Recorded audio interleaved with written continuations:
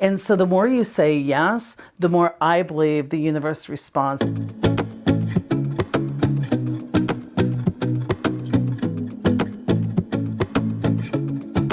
Hi, I'm Wakeman. I'm a drama researcher. I'm also the author of the book No Ego. I host this show called Life's Messy, Live Happy to give you a great idea on how you can succeed and be happy in spite of your circumstances at work or at home. Today's show I'm very excited about. We are going to talk about one of my favorite topics, work with the willing. The bottom line is if somebody's not willing, I can't get them to be willing. I can't buy them in, I can't bargain them in, and if I do, that willingness isn't sustainable. And what a lot of people don't realize is that buy-in is a verb. It is a choice.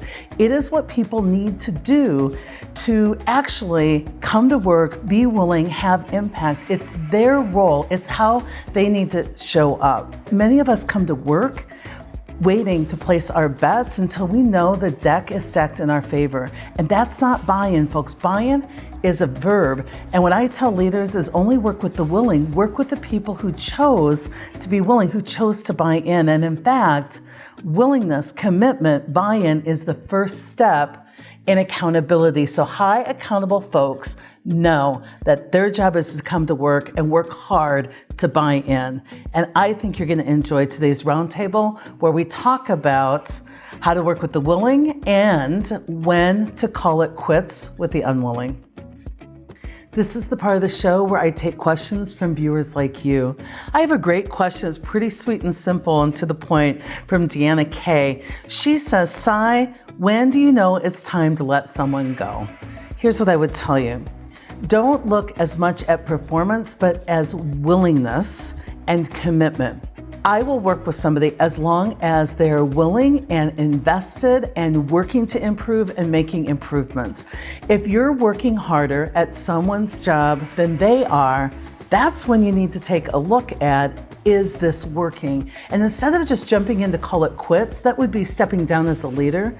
I want you not to make the decision about their willingness. I want you to go ask them, what's your level of willingness?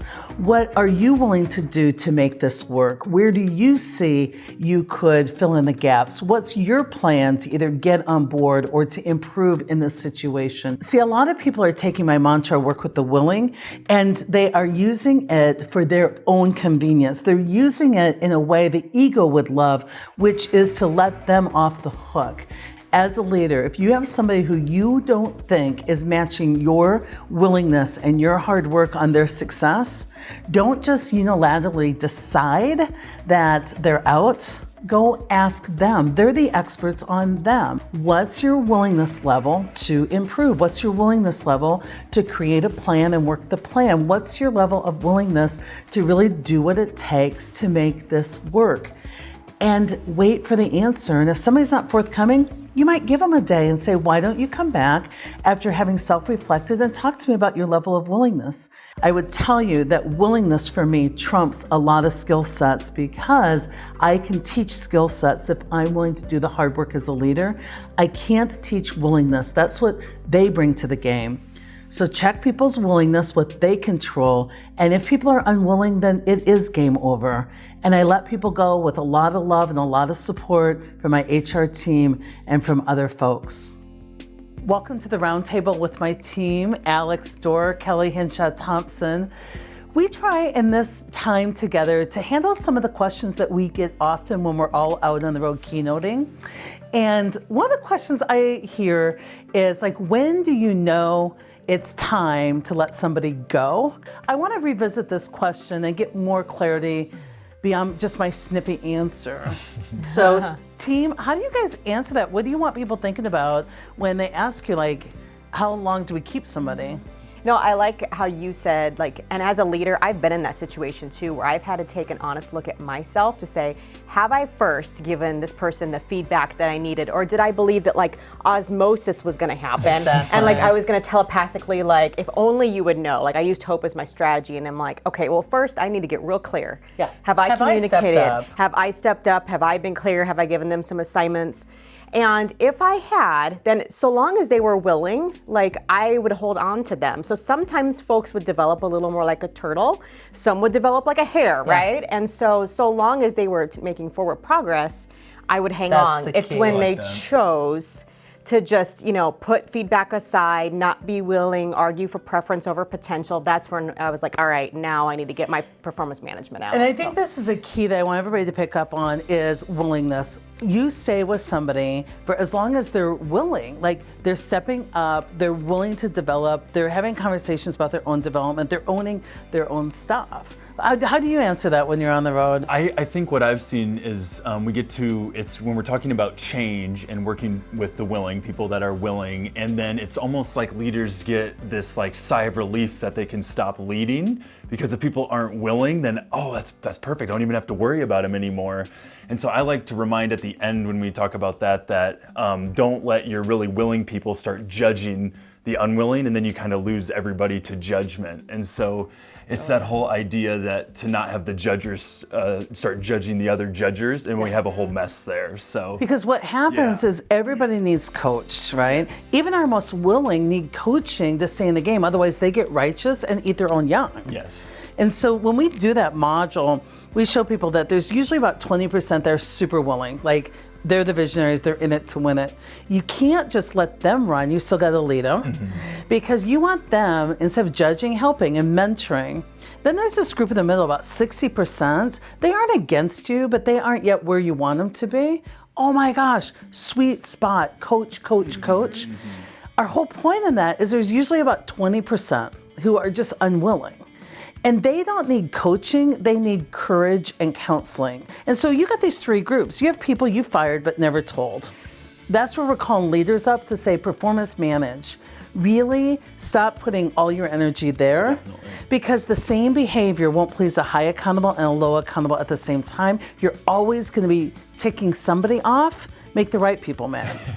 But that's that 20%. That's all we're talking about. If they're on your team, you still got to coach them and love them and bring out the best of them. Otherwise, get them off your team.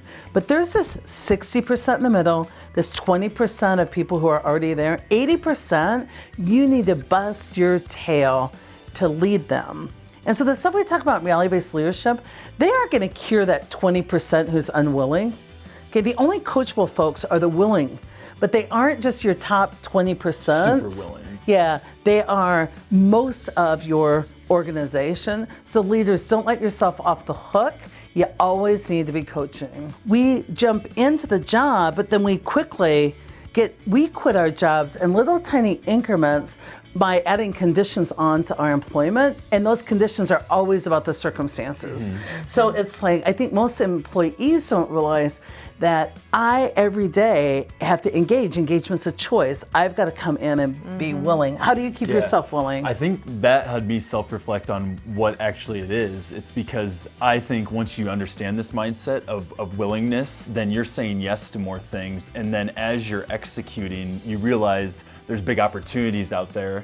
And then I've found that as saying yes to little things, then I can bring back big opportunities to you for our company, I guess. This is a different example. And then you're like, you know what, let's go for that. And then you get into big projects, and then that keeps you like hungry for more, and it kind of keeps you willing because it's a whole kind of cycle. It's a cycle. I don't know if that So I makes think sense. managing our own energy, Our it own starts with willingness. saying yes and then keep saying yes. And so the more you say yes, the more I believe the universe responds. No one ever gave me an opportunity or a job, nor did I have to go crawl my way to the top to get it. I just sat where I was and said yes and was willing, in front of and you. things just opened up, almost like open sesame. It's like the magic word is yes.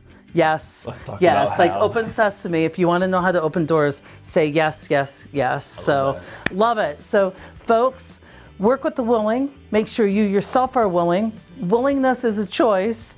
And you need to cut some people loose in your organization. Trust me, you do. But make sure that you've done everything you've done to test their willingness and to work with them to keep them involved and keep them successful. Step up first as a leader. You be willing.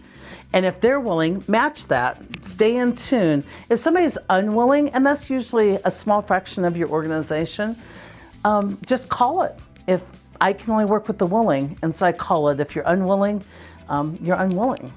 I hope this episode has given you a lot to think about, both your own level of willingness, whether you're buying in as your own choice, and also how you're working with the people that you lead. When is it time to call them quits, and when is it too soon to call it quits? And here's one last assignment. When you're feeling as though you might not be having impact, I have a tip for you. Get wholehearted. I believe if there's something you simply can't get out of, you need to go way into it. It will change the energy you're putting to the task, and it will change your whole feeling about the task. So this week, get willing, get wholehearted. If you can't get out of something, get into it.